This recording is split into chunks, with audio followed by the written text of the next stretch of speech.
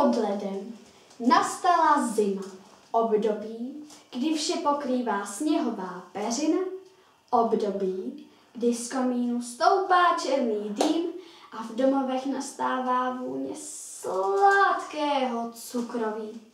A jednou, takhle odpoledne, jsem si vyrazila s mými 2 kamarádkami, Bendy a Berčou, bruslit před Vánoci na led. Chvíli jsme bruslili, ale také chvíli jsme padali.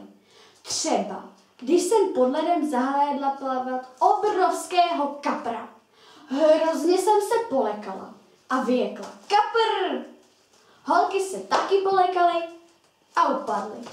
Když už jsme si šli odpočinout, začalo to pod náma praskat.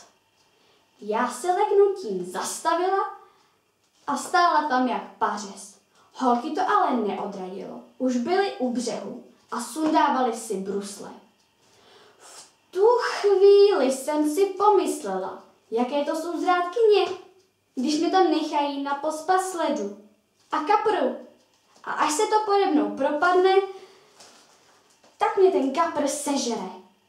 Zanedlouho jsem ale uviděla, jak se vrací s plnou odhodlaností, že mě zachrání. Ale jakmile se přiblížili k ledu, propadlo se to pode mnou. Holky ke mně běžely a z ledové, ale opravdu ledové vody mě vytahovaly. Asi po minutě už mě konečně vytáhly a celou promočenou mě vláčeli domů. Doma mi udělali ten nejteplejší čaj. Ale já si přesto všechno řekla, že už nikdy, ale nikdy nepůjdu na led s holkama, když to jsou takové zrádkyně. A nebo nejsou?